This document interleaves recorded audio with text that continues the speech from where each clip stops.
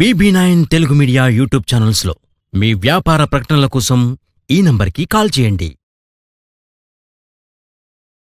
శ్రేష్ కొరకు కాంగ్రెస్ పార్టీ ప్రభుత్వం గౌరవ ముఖ్యమంత్రి రేవంత్ రెడ్డి గారు ఇచ్చిన మాటకు కట్టుబడి ఎన్నికలకు ముందు మేనిఫెస్టో కమిటీ చైర్మన్ గా శ్రీధర్ బాబు గారు ఇచ్చిన ప్రతిపాదనలు, ఉప ముఖ్యమంత్రి గారు ఈ జిల్లాకు సంబంధించిన బీసీ సంక్షేమ శాఖ మంత్రులు పొన్నం ప్రభాకర్ గారు, పెద్దలు జీవన్ రెడ్డి గారు అనేక మందిని కూడా గల్ఫ్ కార్మికుల సంక్షేమం కొరకు ఇచ్చిన మాట ప్రకారం మనం ముందుకు సాగాలని చెప్పినప్పుడు గౌరవ ముఖ్యమంత్రి గారు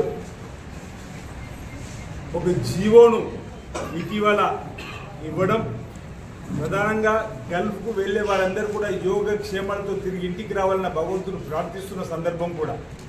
కానీ ఎవరికైనా ఇబ్బంది అయితే అక్కడ మరణిస్తే వాళ్ళ కుటుంబాన్ని ఆదుకోవడానికి 5 లక్షల రూపాయలు ఎక్స్గ్రేస్ ఇచ్చేటువంటి కార్యక్రమాన్ని, రెండోది గల్ఫ్లో ఉన్నటువంటి వారికి ఏదైనా ఇబ్బంది తలెత్తితే ఓ సలహా మండలి ఉండాలని చెప్పి కోరినటువంటి గల్ఫ్ కార్మికుల శ్రేయస్ కోసం ప్రజా సంఘాలు ఆ కోరిక మేరకు ఓ సలహా మండలిని ఏర్పాటు చేస్తూ గల్ఫ్లో ఉన్నటువంటి వారి కుటుంబ సభ్యులు 5వ తరగతి నుంచి చదువుకునే వారికి ప్రాధాన్యత గురుకులలో ఇవ్వాలని చెప్పనేది 3వ అంశం. 4వ అంశం, ఈ 4 అంశాలతో కూడుకున్నటువంటి జీవోను ఇటీవల విడుదల చేయడం జరిగింది. ఈరోజు మహాత్మా జ్యోతిరావు పులే ప్రజాభవన్లో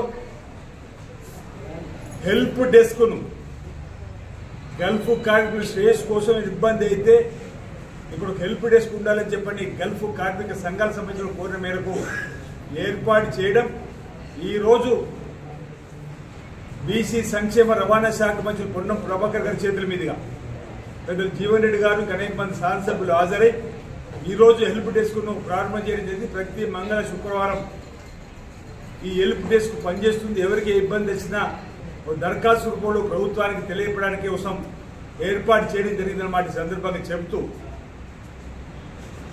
గతంలో రాజశేఖర్ ముఖ్యమంత్రి ఉన్నప్పుడే గల్ఫ్ కార్మికులకు ఏమైనా ఇబ్బంది అయితే ఆనాడు 1 లక్ష రూపాయలు ఎక్స్గ్రేస్ ఇవ్వడం జరిగింది తప్ప గల్ఫ్ కార్మికుల గురించి కోసం తెలంగాణ ఉద్యమంలో వారి యొక్క సేవలు వారు కూడా తెలంగాణ ఉద్యమంలో బొంబాయి భీమండి బొగ్గుబాయి గల్ఫ్ బతుకుల నుంచి మీ అందరి బతుకులు మార్పిస్తా, తెలంగాణ రాగానే 500 కోట్లు గల్ఫ్ సంక్షేమానికి పెడతా, గల్ఫ్లో మరణించిన వారికి 5 లక్షల రూపాయలు ఇస్తా అని చెప్పి ఇచ్చిన హామీ కేసీఆర్ నిలుపుకోలేకపోయిండు.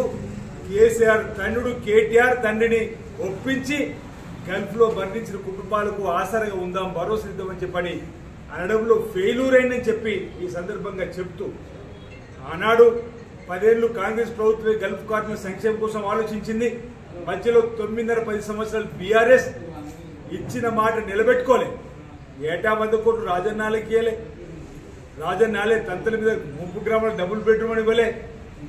కానీ నిన్న రాజకీయ నాయకుడు కాకుండా ఓ మన్మడిగా వచ్చినని చెప్పని 30 గ్రాముల సమస్యలు మాత్రం పట్టించుకోకుండా మేము ఇదే 30 గ్రాముల కుదురుపాటులో చిన్నప్పుడు ఆటలాడుకొని కిరాణా దుకాణానికి వెళ్ళి చాక్లెట్ కొనుక్కున్న నీవే ఆ గ్రామస్తులు పడుతున్న బాధను మీ తండ్రి ఇచ్చిన హామీని నిలబెట్టుకోవడం ఎందుకు సఫలం కాలేదని నేను అడుగుతున్నాను. కేవలం అధికారం ఉన్నప్పుడు అక్రమార్జానికే తెరలేపినటువంటి వీళ్ళు ఇచ్చిన మాట నిలబెట్టుకోలేని వీళ్ళను ఒకసారి గుర్తు చేస్తూ నాకు బాగా బాధ చెప్పే అంశం, 9.5 సంవత్సరాల బీఆర్ఎస్ పార్టీ ప్రభుత్వ పాలనలో గల్ఫ్లో మరణించిన వారి సంఖ్య 2100 పైన పార్థివ దేహాలు శవపేటిక రూపంలో అంతర్జాతీయ ఎయిర్పోర్ట్ శంషాబాద్ లెక్కల ప్రకారం మన దగ్గరకు వచ్చినాయి. బహుశా ఇది ఎన్నికల కంటే 4 మాసాల ముందు చూసినటువంటి లెక్క. ఆ తర్వాత ఆ 4 నెలలు ఎన్నొచ్చిందో తెలియదు. ఓ యొక్క కుటుంబానికి అన్నా పైసలు ఇవ్వని చరిత్ర ఈరోజు బీఆర్ఎస్ పార్టీలో ఉంటుంది. ఎన్నికలకు ముందు గల్ఫ్ కార్మికులకు ఆశ చూపించి ఓట్లు దండుకొని ఈరోజు ఒక గల్ఫ్ కార్మికుల సంక్షేమం ఏ రంగాన్ని కూడా పట్టించుకొని పాపన పోలేటువంటి సందర్భంలో ఈరోజు మేము ఇచ్చిన మాట నిలబెట్టుకున్నామని చెప్పడానికి ఈరోజు మేము ప్రయత్నం చేస్తా ఉన్నా. గల్ఫ్ కార్మికులకు అండగా ఈ ప్రభుత్వం ఉంటుంది. గౌరవ ముఖ్యమంత్రి రేవంత్ రెడ్డి గారు ఇచ్చిన మాట నిలబెట్టుకున్నాం. ఈరోజు ప్రవాసీ దివస్ పేరిట మహాత్మా జ్యోతిరావు పులే ప్రజాభవన్లో గల్ఫ్ కార్మికుల సంక్షేమం కోసం సేవలు ప్రారంభమైన మాటని సందర్భంగా తెలియజేస్తుంది. ఈ ప్రభుత్వం వచ్చినాటి నుండి 7/9/2023 నుంచి అక్కడ చనిపోయిన వారి కుటుంబాలకు 5 లక్షల రూపాయలు ఎక్స్గ్రేస్ ఇచ్చేటువంటి కార్యక్రమం, చదువుకునే పిల్లలు గురుకులలో మొదటి ప్రాధాన్యత ఇచ్చేటువంటి కార్యక్రమం, అదేవిధంగా ఒక సలహా మండలి కూడా ఏర్పడేసే కార్యక్రమాన్ని జీవ రూపంలో ఇవ్వడం జరిగింది. ఈ సందర్భంగా ఈరోజు ప్రవాసీ దివస్ హెల్ప్ డెస్క్ ప్రజాభవన్లో ప్రారంభం చేసే సందర్భంగా నేను గల్ఫ్ కార్మికుల పక్షాన గౌరవ ముఖ్యమంత్రి రేవంత్ రెడ్డి గారికి ప్రత్యేక ధన్యవాదాలు తెలియజేస్తూ రాబో రోజుల్లో కూడా గల్ఫ్ కార్మికుల శ్రేయస్ కోసం మరిన్ని కార్యక్రమాలు తీసుకొని వారి యొక్క భరోసాను నింపడానికి ప్రయత్నం చేస్తాం. ఈ ప్రభుత్వం వారికి అండదండగా ఉంటుందని చెప్పి సందర్భంగా తెలియజేస్తాం.